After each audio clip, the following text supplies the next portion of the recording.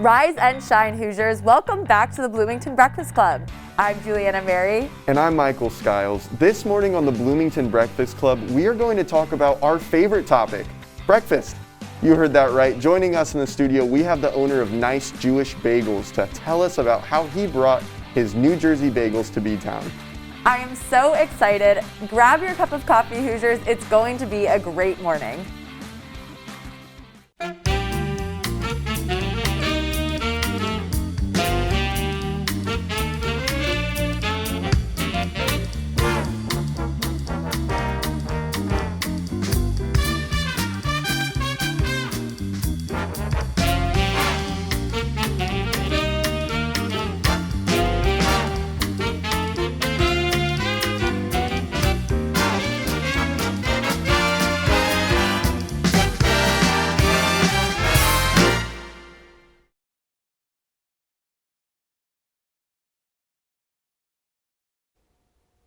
Now it's time to discuss the headlines of this week's pop culture news with the unnecessary updates of the day. We have TVBC correspondent Caroline Parks at the red chairs with us, filling in for Asher this morning. Caroline, how's your week been? It's been really good. Yeah, I'm excited to go see my family this weekend for Easter, but school's been great. Yeah, it's been good. Happy to be back in the studio and with you guys. Good. Glad to hear it. Michael, what do you have for us? Well, so there's been developments as far as vaccinations go. You know, we've been in a pandemic, as everybody in the world knows. And so IU is putting together sort of this thing where you can get vaccinated if you're an IU student or even faculty earlier than if you were just a general citizen. So they're making it so that if you were to cancel, you could like cancel your actual vaccination appointment and then get an earlier date, like maybe even as soon as next week, because IU apparently is rumored to have like their own supply sort of thing going on. Oh, wow. Wow, Yeah, that's a really great resource for students to know about. And when it opened up to anyone older than 16 just last week, I got on the form right away. I woke up early and made sure that I was getting on right away because they did mention that there might be, you know, some delays and like have to wait for extra appointments to open up. So I'm so excited. I'm going to be fully vaccinated the week of graduation. Oh, so that's perfect. great. Yeah. I heard they want to try to get all the students vaccinated before they get back home, which is a good idea, I think. Yeah, I hear that because I also woke up the second, like, you know, we were able to. And I got, like, I think it's 2 weeks from this weekend. So I'll be able to do it at the Indianapolis Motor Speedway. And I'll be getting the Johnson & Johnson. That's so exciting. And I'm definitely that person that still, like, needs to hold someone's hand and like cries when I get shots because, you know, clearly I am too old to be doing that, but you know, I'm going to tough it out and hopefully not make a huge scene at the vaccination site. So one headline I found this week is that Chrissy Teigen, I'm sure you guys have heard about this, she's teaming up with Kris Jenner and Emma Grady to launch Safely, a new line of plant-based cleaning products, including surface cleaners, detergent, hand wash. But she has received significant backlash from her fans after announcing the launch. They're claiming that collaborating with the Kardashians is tone deaf and the timing post-pandemic is insensitive. And she has actually made the decision to leave Twitter after getting all of this hate, saying that it's time for me to say goodbye. This no longer serves me as positively as it serves me negatively. So I think that she has been such a positive influence on Twitter and grown such a following that it's just really hard to see, you know, her step down from the whole platform because of the hate she's received. What do you guys I saw think? that she left Twitter, but I didn't know that was why. That's interesting. Yeah, that's kind of sad. I feel like she went to it with such a positive like outlook, and now she's being attacked on there. Yeah. Wow. I can't believe that because, I mean, it is plant-based cleaning products. You know, it seems to be a pretty positive sort of business to be getting into.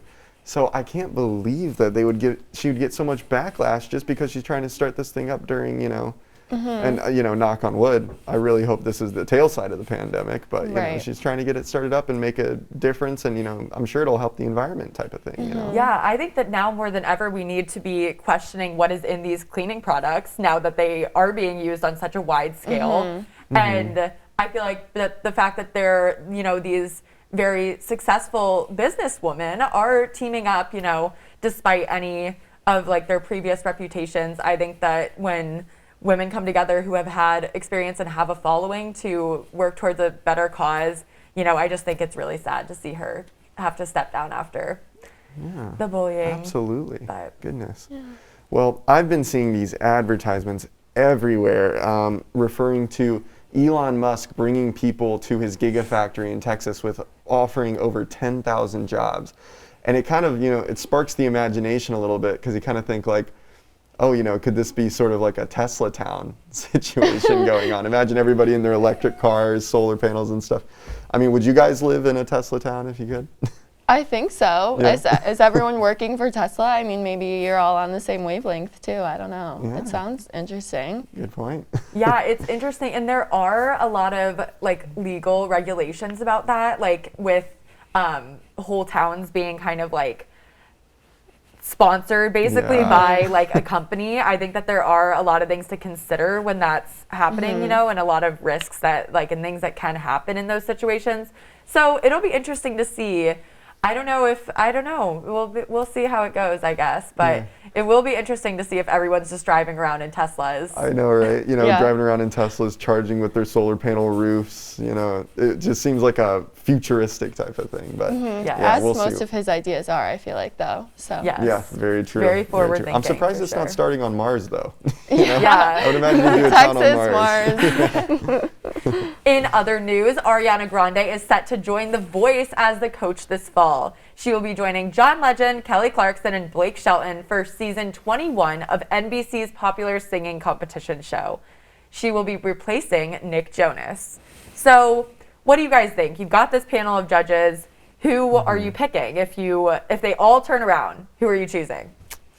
Ariana. I'm kind of surprised by her choice to do the show. I agree. I do think it is a little bit, I mean, she is still like actively producing music, and most of the people that are judges on this aren't necessarily as still prevalent as she is, and they are looking for something else to do, and I don't necessarily feel like that's the case for her, so I was very surprised by the news too. Yeah, well, I'm a big country music fan, so I'd go with Blake Shelton, because I love Blake Shelton. I miss the original judges, you know, when they had particularly Adam Levine and Blake Shelton. That dynamic, I love that. You know, you had this like young pop guy and this kind of older country music star, and they're like vibing and all that. I do think it's interesting that Ariana Grande would be joining, though. I mean, like you guys said, she's still making music, and you know that when those people were on that show, it didn't seem like they were putting out as much stuff. So I just hope she's not biting off more than she can chew with that sort of thing. Yeah, you know? agreed. But I like Ariana Grande. So. I mean, huge congratulations to The Voice, and I'm excited to see her in this different light. I hope that she's able to show a little bit more of her personality through the show. Yeah, agreed. Well, next up, we have will.i.am. He refuses to chew food on Mondays, claiming that he will now follow a liquiditarian diet. So he's only eaten solid foods on certain days of the week since Christmas. What do you guys think about his liquiditarian diet on Mondays? This is just too Hollywood for me. I like know, I can't handle like what why like it So doesn't make random. any sense. Yeah. Is it like for health reasons? Like I can't imagine that this is like sponsored by a doctor. Exactly. Yeah.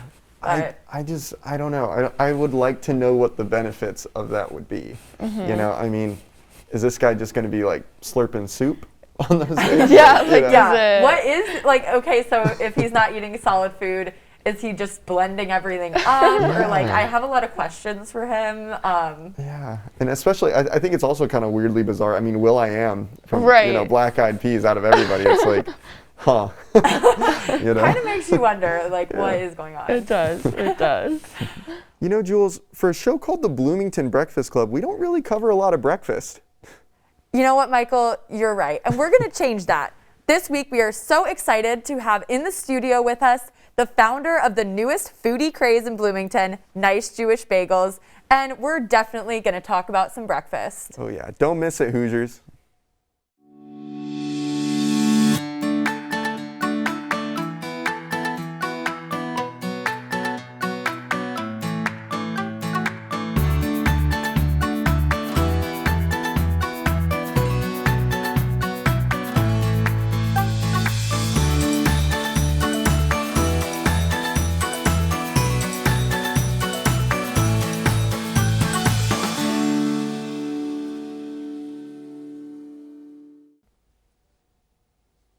Joining us in the studio this morning, we have Boaz Kelner, the owner of Nice Jewish Bagels. Thank you for being here. We're so excited to have you. Yeah, thanks for having me. So how did Nice Jewish Bagels come about? Well, over quarantine, my mom and I baked a lot of bagels. I figured it was something that the community was kind of lacking here.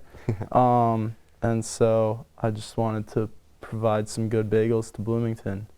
Yeah. So explain the ordering process. How do you get customers to interact with your brand? Everything has been through Instagram so far. We've got a pre-order form capping at around 300 bagels a week, and we make sandwiches, dozen orders, plain bagels. So yeah, but it's just a pre-order form in our Instagram that's been working well for us. And are you running this all out of your home, or where are you getting the bagels from? Yeah, so I'm running it out of my friend's home right now. We've got some townhouses. So we've got 2 ovens that we can use, which lets us do about 48 bagels every 30-40 minutes in the mornings. Wow. Yeah. So you're doing this mainly on the weekends, right? Yeah. And how are you keeping up with the demand? Just doing it, like, what does your day look like when you have a big bagel order coming in? Yeah, so Friday I finish class at 1:30, take like 30-minute break, and then I start making the dough. We make about 10 pounds of dough per day. And then we let it rise overnight. Wake up at around 5 a.m., boil, bake, and then just get rolling on sandwiches. So, Wow. yeah. Quite the operation. Yeah. So personally, I'm like the most unculinary person I know. So there's no way I could ever make a bagel. But what Sure are you could. You know, maybe with some practice, yeah? So what are some challenges that you face? Like, is it hard, like, keeping up with demand, making the bagels? What's a challenge that you face? Yeah, definitely. I would say the wake up is the most brutal part. It's definitely my earliest wake up. It's a weekend, so there are times where I'm not trying to wake up at 5 a.m. But yeah, that's pretty rough. Other than that, just when we have a rush of orders, like let's say it's 11:30, that's a pretty packed time. And I've got like 15 bacon, egg, and cheeses to make. It kind of just like piles up a little, but other than that, it's not too bad. Yeah. Well, that is quite so many orders to just be doing all yourself. And I mean, it's working. Customers are calling Nice Jewish Bagels the best bagels in town from what I've heard. And there is definitely some bagel competition in Bloomington. So what do you think makes your bagels the best and sets them apart? I mean, I don't know what makes them the best, honestly. It's just like something fun that me and some friends are doing at the moment. Yeah, I mean, we put in a lot of effort and time, doing things that most people would not be doing at those times. So, I mean, that's what I would say sets it apart. But yeah, I mean, I think we got a good recipe. I'm from New York, grew up around Northeastern bagels, so I know like what they should taste like, and I've been trying to find that for a while, so yeah. Well, that is awesome. It doesn't get much better than homemade bagels made locally right in town. So thank you so much for being here with us today. I learned so much, and I've loved learning about Nice Jewish Bagels. So for all you viewers out there, besides getting your Nice Jewish Bagels this weekend, we found other fun and safe events for you to do around town. It's time for the VTown Buzz, where we share a list of fun events going on around Bloomington and IU's campus this week. This is the VTown Buzz.